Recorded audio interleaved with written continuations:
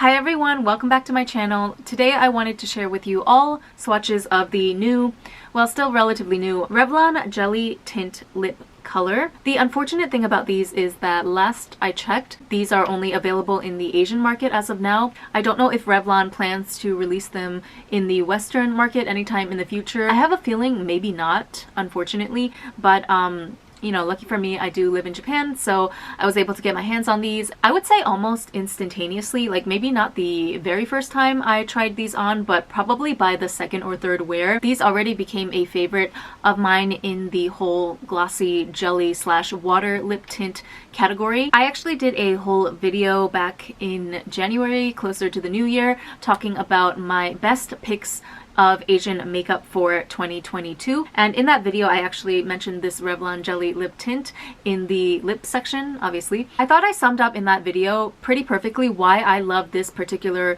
formula so much and why I prefer it to all of the other jelly or water lip tints on the market. So for those of you who missed that video or were unable to watch it because it is on the longer side, I want to say 40 or 50 minutes, so if you weren't able to watch the whole thing, which no hard feelings at all, I think I'm just going to insert a clip from that video of me talking and raving about these lip tints. So that was my matte liquid lipstick of choice, and now we go into my favorite best glossy formulation for the same non-surgical lip lift effect that I've become a master at. So the thing is, my Cupid's bow is pretty pronounced, which doesn't make it impossible for me to fake a higher vermilion border, but it does mean that I definitely need a certain, like, how do you say it, solidness or moldability in the formula for me to be able to cover it up effectively. Like, it either has to blend exactly to a T into my natural lip color, or it has to be buildable and 3D looking enough to kind of like cover the sharp angles of my Cupid's bow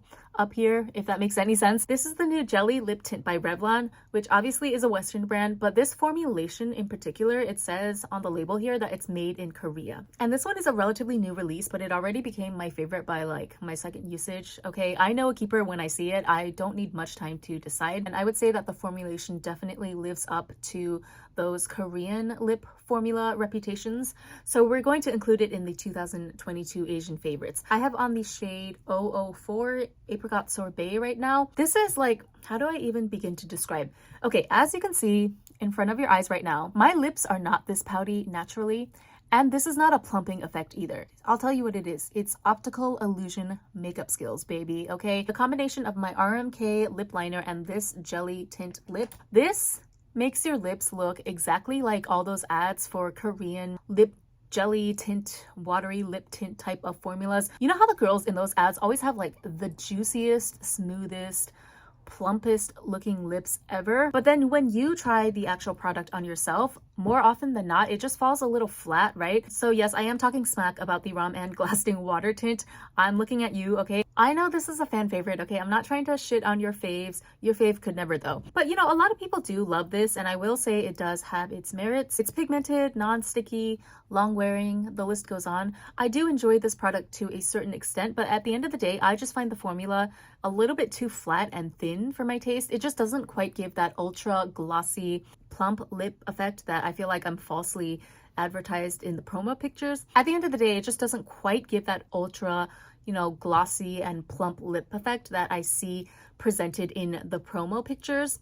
And I think I have pinpointed the reason why. Okay, so it's because in the ad campaigns for these type of lip products, I feel like most of the heavy lifting in terms of like how nice the actual model's lips look, you know, the shape and the plumpness and the smoothness and all of that, most of the heavy lifting is done by things other than the actual lip tint itself, whether that be genetics or lip filler, you know, injectables, not judging. And so by the end of all that, the lip tint itself, it only has to do the bare minimum, really. Like basically, if it's pigmented and somewhat shiny, it will obviously look great on someone who already has really pouty lips to begin with. But if you have thinner lips or are less satisfied with your shape, it's not going to quite live up to your expectations, right? Enter the Revlon Jelly Lip Tint, okay? This is the first glossy, watery lip tint type of formula that I've encountered that actually does the heavy lifting for you. It's not too thin like I feel with the Rom and Glasting Water Tint. Like, it has just the right amount of viscosity to it to really fill out all the wrinkles on your lips and smooth everything out. And on top of that, it also has a pretty good grip to it, so it's not going to slide around on your lips. Wherever you apply it, it's going to cling there and stay put. Even on top of my Cupid's bow, which is like a notorious place that most other glossy lip formulas can't help but slide around. This basically gives like all the benefits of a classic juicy plumping lip gloss with 0% of the stickiness and zero actual plumping, tingly, painful sensations, you know? It's just perfection, okay? I'm so glad that I found this in the last leg of 2022.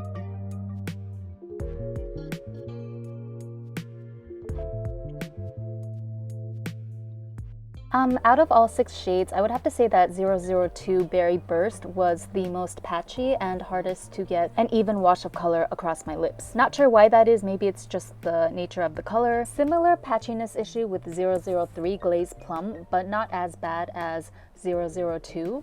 And of the two, I do prefer this color better. So this one, Apricot Sorbet, is my favorite shade. It's just the most like neutral beigey tone, but still with enough depth to match literally any other makeup on my face.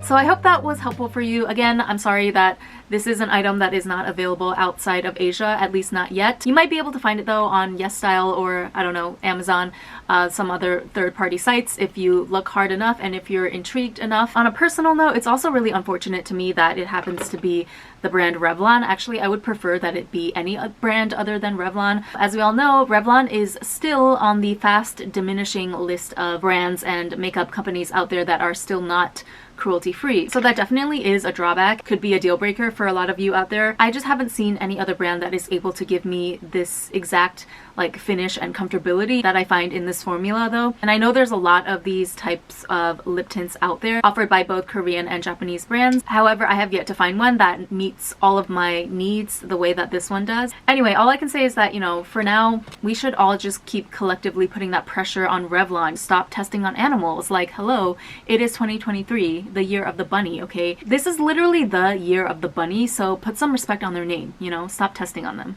Thank you so much for watching as usual, and I'll see you in the next one. Bye!